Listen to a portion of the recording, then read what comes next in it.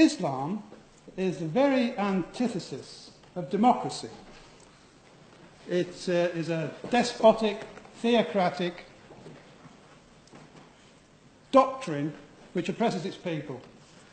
All over the world, this is the truth. And if we look at the West, there's not a single country that is blissfully free of Islam. Sharia law in itself is divisive. It deliberately undermines the status of non-Muslims. It gives them the term kafar. They don't have the rights that Muslims have.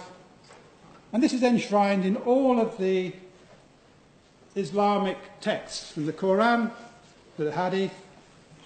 Non-Muslims have a lower class status. My organisation is Stop Islamisation of Europe.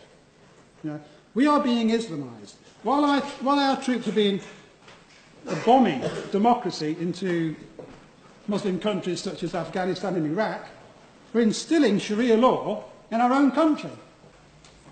What's happened in Harrow is the councillors who opposed us are now forcibly feeding school children halal slaughtered food.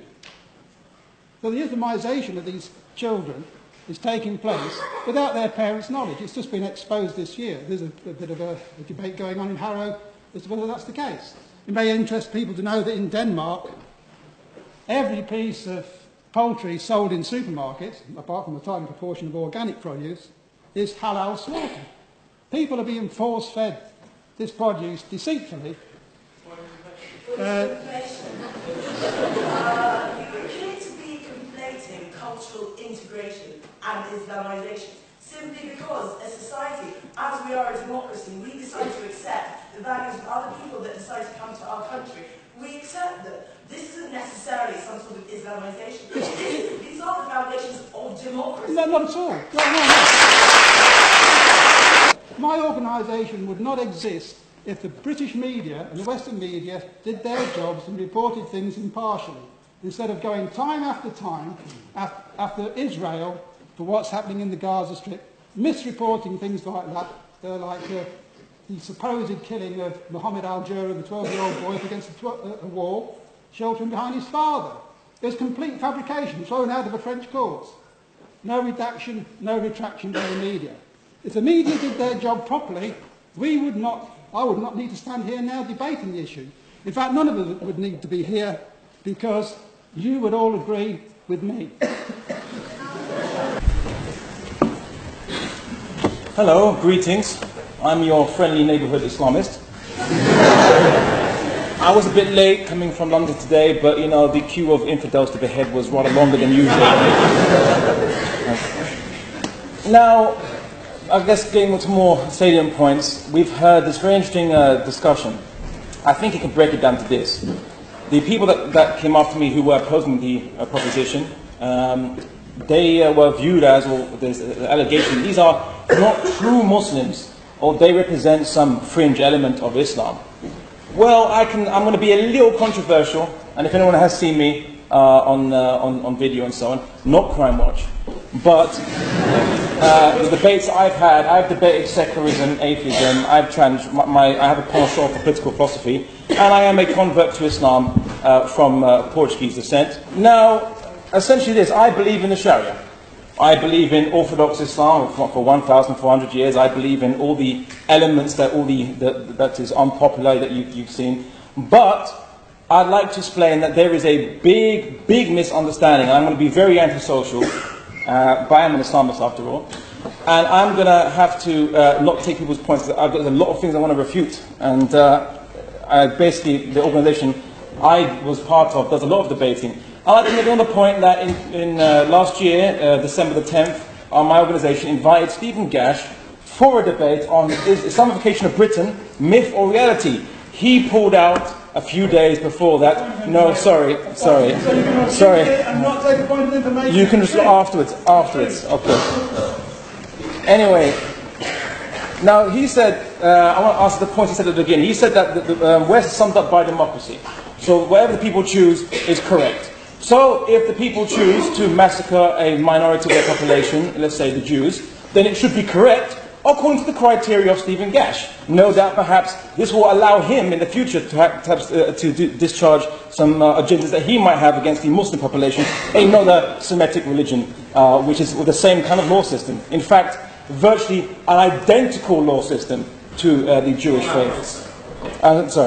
Now, also, they said that women only got the vote 100 years ago, while in Islam, 1,400 years ago, the Prophet Muhammad requested the Pledge of Allegiance from women and men. And that's in the text. He said that Islam doesn't give Muslims rights. Well, I like to quote, let's deal in text. Let's not deal with what I say. And according to Stephen Gash, I'm a lying Muslim. So, I'm going to deal, yeah, there he goes. So, reminds me of that excerpt from the film Kingdom of Heaven. That's a Saracen, he lies. Anyway, the Prophet Muhammad said, in the book of Hadith, he said that whoever oppresses a person who is under covenant, a non-Muslim, in living in Islamic state, or oppresses him, or imposes on him something more than he can afford, or humiliates him, or takes anything from him without his consent, I will oppose him on the day of judgment. The Prophet Muhammad also said that anyone that harms a dhimmi has harmed me. Yeah? And the word dhimmi means a person under contract. It is no different to the Rousseauian citizen contract, whereby the state is under contract with a citizen to provide minimum protection. Yeah? No, sorry. Now I'm totally happy to debate this entire subject on what the text actually says, including when the sacred months have passed, kill the infidels wherever you find them. Let's quote the entire surah. The entire surah says about those polytheists who were in an alliance, or not alliance, an agreement with the Muslims for a neutral non-aggression. They broke the agreement. So what did the Quran reveal? It said, when one of the months are over, or this agreement, when it's over, then attack these people. But the Prophet Muhammad also said that you don't attack the women, the children, and the man who's tilling along. This is a text. I'm sorry, my friend. We live in a free state where you can express. Do not impinge upon my freedom to express myself.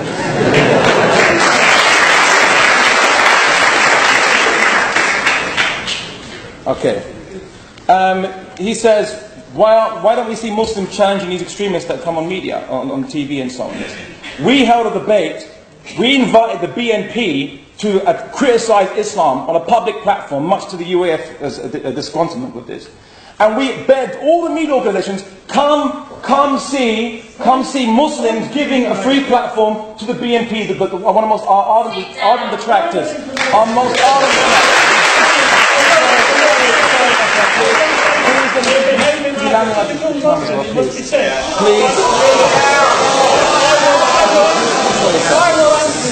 Please control it. Okay, I'm talking about the BNP. I'm talking about the BNP. Yes, we're talking about the BNP.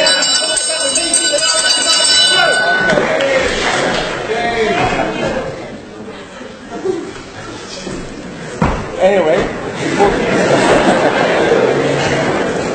we begged the BBC, Channel 4, we begged ITV, we begged every media outlet we could find to come cover this. We'll show you Muslims supporting free speech.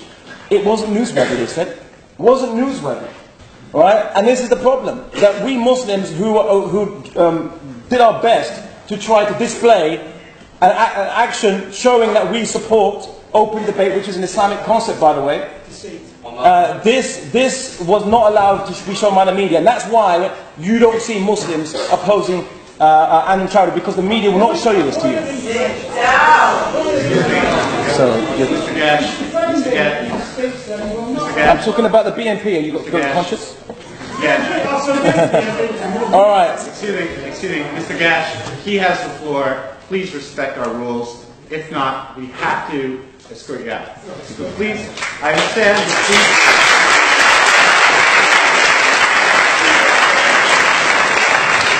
Everyone has gotten 10 minutes to speak. It is now Mr. Al-Andalusi's chance to speak. He has 10 minutes to speak. Please respect that. I understand how you feel, but again, we run by rules. This is a debating society. Please adhere to the rules. Thank you. Okay. Anyway. It's Spanish. It's a racist. Get it out. No. Threat to the West.